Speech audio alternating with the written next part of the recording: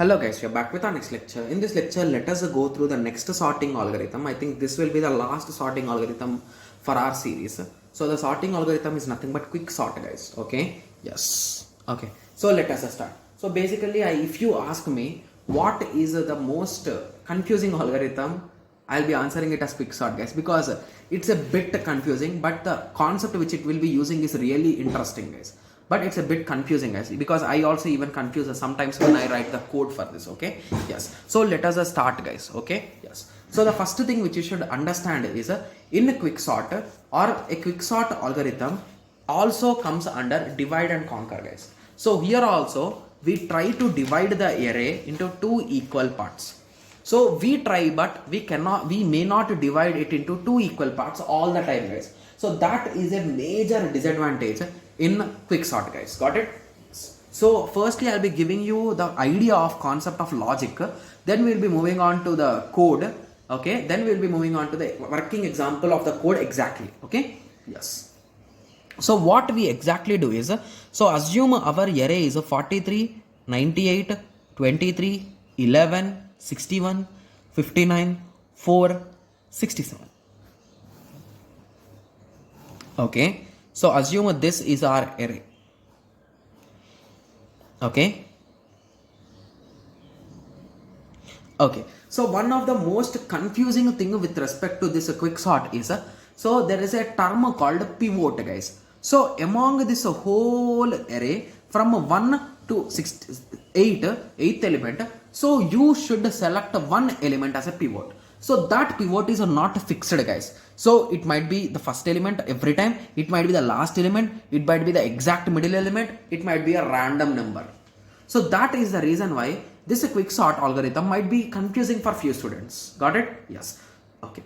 So for our examples, we will be assuming that the last element is pivot. So what is our pivot, guys? So pivot, I'll be representing it with pivot only better, is equals to 67. Okay, so what exactly you will do is, you will start comparing 67 with the first element, that is nothing but pivot with the first element. So what is the result, guys? Is 67 less than 43? Is it less? Yes. So whenever it is less, you will write true, you will swap two elements, okay, and you will swap two elements, and what you will exactly do is you will carry a pointer, guys. Okay, so this pointer will point to the location of this 67's original location. Okay, so these terms might be a bit complex for you in the first go, so please just concentrate for some time, it will be fine, guys. Okay, yes. So let me remove the book for now so that you can understand it clearly.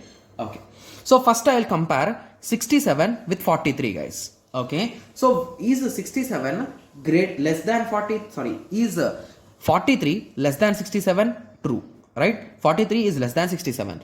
Means what you will do is you will swap this with the previous element. So is there any previous element? No. You will swap it with itself, guys. Okay.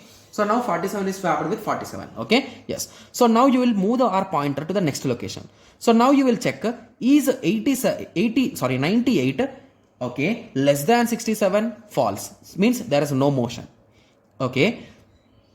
Okay, and remember one more thing, we will be having two different pointers, guys. So in the first case, both the pointers are pointing to 1. Okay, and whenever this is true, one pointer will move.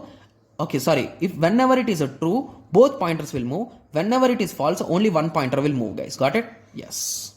So I don't remember exactly what is the pointer name, whether it is I or J. So we will be using I and J, guys, here. Okay.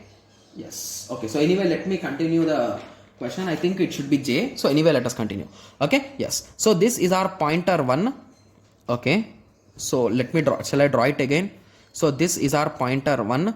This is our pointer 2, guys. So first it is both are locating to the index location 1. Okay. So then you checked the case, right? So to check case 98, we moved this to second location. Got it? Yes. Okay, so you compared 98 is less than 67. We got false as the result, right? Yes. So once you got false as the result, you moved the first pointer to the next location. So now you started checking, is 23 less than 67? True. So once it is a true, you will swap these two elements, that is nothing but third and second element. So these are two elements, that is nothing but 23 will be coming here, 98 will be coming here. I think you can see, right? Yes. So those two are swapped, and okay, so those two are swapped, guys. Okay, so further moving on again. Okay, so again you will compare. So again this will be incremented to 3, this will be incremented to 4. So now you will compare fourth element, that is 11 and 67. Is 11 less than 67? Again a true. Means again you will swap these two elements, these two elements, that is 4 and 3. So means this will be 11, this will be 98. Got it? Yes. So again you will move this to next location, this to next location. So 5, 4. So 61 is less than 67. So again it is a true. Again you will swap 5 and 4. So here you will get 61, here you will get 98. Again you will increment both. So the first pointer will be 6 and the second pointer will be 5. Okay. So again you will compare sixth location. So 59 is a less than 67. Again it is a true. Again you will swap 6 and 5. So here you will get a 59 and here you will get a 98. Got it? Yes. Okay. So again you will increment these both, 7 and 6. Okay. So again you will check the seventh location. So 4 is a less than 67. True. Okay. So again it is a true. So again you will swap 7 and 6, means it will be 4, it will be 98. Got it? Yes. So this is a 8, right? This is a 7. So once you got to the last location, okay, so what you will do is you will swap these two elements, guys. So those two elements, if you swap, what will be the result? Here you will be getting 67 and here you will be getting 98. So if you observe carefully, now 67 is in its location, right? So that is what we are doing. So whatever element you select as pivot, so you will place that element in its own location.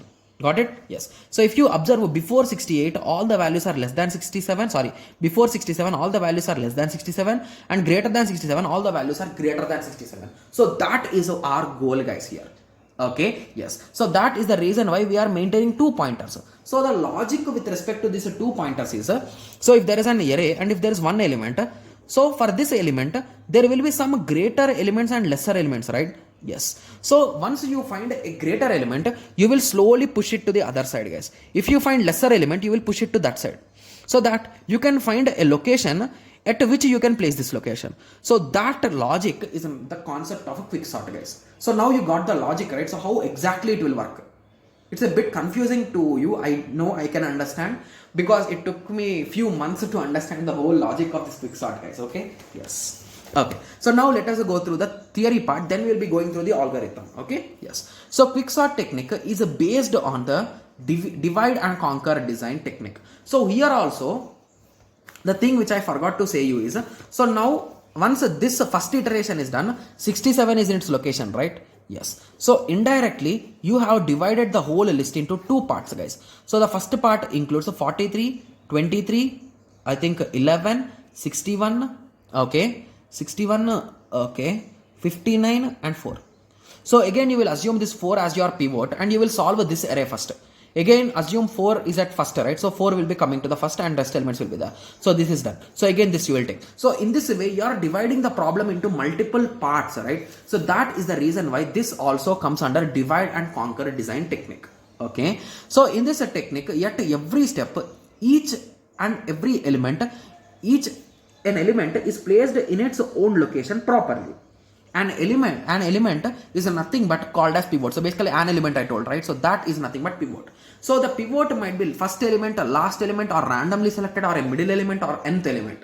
So it might be based on your interest. Okay. Yes. So it performs very well on large lists, guys. So if your list is really large, just with small comparisons, it's going to break the list into multiple parts, right? Yes. So that is a good advantage with respect to quicksort, guys.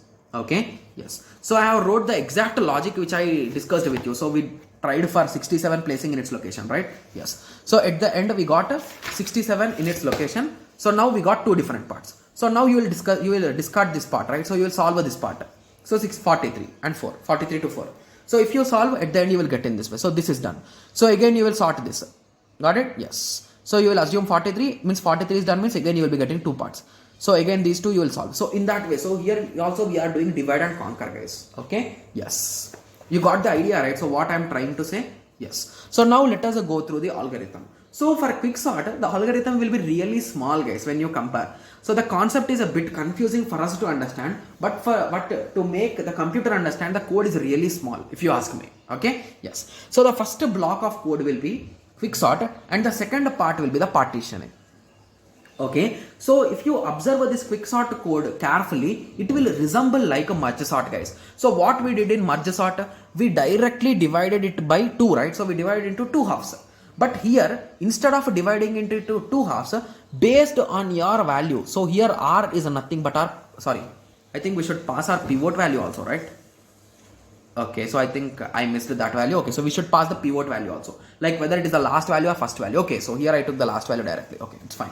Okay, so we are passing A, P and R. So A is nothing but our array, P is nothing but the start of the array, R is nothing but the end of the array. So here we are doing partitioning at what location? At partitioning. So that we'll call this block, guys. So what this block is doing is exactly, I told you we will be maintaining 2 pointers, right? So the first pointer is I and the second pointer is J. So based on the conditions, you will increment I or you will increment J. So based on those conditions only, the whole game will depend, guys. Okay, yes. So at the end, you will swap the location J with I. Got it? Yes. So in this way it will work, guys. It's a quite simple algorithm, but it's really a bit confusing. Okay, you will initialize the pivot value in X. You will be doing P minus 1 in I. You will be starting from a J equal to P to R minus 1 to till the end. Okay, then you will be checking an if condition whether it is less or not. So if it is less, you will start swapping them, right? So if you recall, we swapped side by side, right? So if you observe carefully here, 98 till where it went, guys, it went till the end by swapping. Continuous swapping is done for 98, right? Yes. So in that way, if it is greater value, it will be continuously swapped. Okay, and at the end you will get you will swap the original value with this. So basically at the end we swapped 67 with 98, right? Yes. At the end you will return the I plus 1. So that will be the partitioning. So once that partitioning is done, now the quick sort will be dividing it. So basically here, if you observe, so what is the returned value, guys? So return value will be 7, right? So this is the index 7, right? Yes. So now our array is from 1 to 6 and 8. So these are the 2 separate quicksort functions. So again, this quicksort will again call, again partitioning will be done. So in this way, the divide and conquer will work, guys. You got an idea, right? So that's what I'm trying to explain to you. Okay. Yes. Okay. So in the next pages, I have written step by step, guys, because even I confused with this program. So that's the reason why I thought of trying it on my own to check whether I am able to decode the code. And I was successful yesterday and I have written it, guys. Step by step I have written it. So using algorithm, the same example, so we took. Okay, so you will check the condition, guys. So whenever it is a true, you will swap. Whenever it is false, you will not do anything. Got it? Yes. So you will swap. At the end, you will end up with your required result. That is nothing but pivot will be in its location. So now your new problem is 1 to 6 only. It is not 8 is excluded now. So 1 to 6 you will start solving. Okay. So 1 to 6 means how many times you will start from 1 to 5 only you will check. Again you will check for 4. So is 47 less than 4? No. So here everything will be false and the 1 will be swapped with 6. So basically this 2 will be swapped. Okay. So 4 will come at the start, 43 will come here. So this part is done, this part is done. So now you will take this part. So now you will try to place 43 in its location. So again you will compare. True means it will swap itself. So this is also true means it will swap with itself. So this is false. This is a false. So this will swap with this. So 61 will come here. Got it? Yes. So 61 came here, 43 came here. Got it? Yes. So now this is the smallest problem. So again you will compare for this two. These two are really simple. So they will swap. Got it? Yes. So now this whole first part is done. So now you will come here. So these two are already sorted. So there will be, you will compare. Again, you will say that here also it will swap with itself. So you will be getting this as the result. Got it? Yes. At the end, 98 is there. So at the end, you will get the result, guys. So it is just a simple algorithm, but it's a bit confusing, guys. That's the only disadvantage with this. Okay? Yes. So that confusion is only the thing which the gate examiner also wants. So that is the reason why there is a high chance that at some iteration he will ask the question. He will give the question. Okay? So he will give this question and he will say that after 3 iterations, what is the result? So means after 3 iterations, what is the result, guys? So this is the result after first iteration, I think so, second iteration and third iteration. So some option will have this. So you need to tick that. So in that way, the question might be asked, guys. Okay. So now you got an idea, right? So how exactly a question might be asked. Okay. So now let us go through the terminologies which we are discussing from our sorting lectures. So the first question is is it depending on structure or content? So the best example with respect to this quick sort is, so if you give, just give me a second guys. Okay, sorry for that guys. Okay, so the best example to check whether it is depending on structure or content is, try giving an sorted array to the quick sort guys, and make the pivot element as the last element or the first element. So what it will does is, it will check for each and every combination, it will check, and it will always swap themselves with themselves guys, because it is always satisfies the condition. It will swap themselves with themselves. It will not do anything for the list, but it will run the whole all loops and all conditions guys. That's really sad with respect to the quicksort algorithm. So that is the simple example by which you can say quicksort is based on structure. Similarly, does it need any internal or external space? No, it is just an internal algorithm. Is it stable or unstable? It is 100% stable guys. Okay, so now moving on to the best case, worst case and average case. So I told you, right, so this is a disadvantage you can say. So whenever you are giving the sorted array for quick sort, what it will does is, it will perform each and every loop all the possible times guys. So if it does for all the possible times, it will go up to big of n square, because even though it want to do divide and conquer, so basically here it is divide and conquer because so it is a log n, and this partitioning part is a big O of n, right? So it is running from so let me show j to r minus 1, so it will run for the whole loop.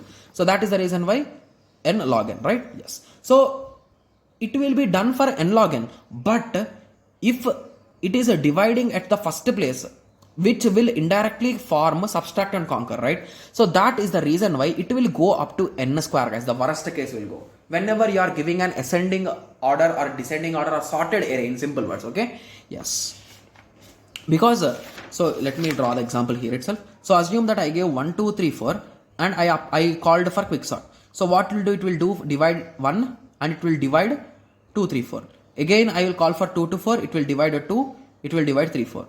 Again I will call for 3, it will divide 3 and 4. So in this way it will do, right? So it is not following the log structure. So basically it is not going to divide exactly into half. So if it divided into half, it will be done really fast, right? Yes. So that is the reason why in worst case it can go up to n square, and the best case and average case are n log n. Got it?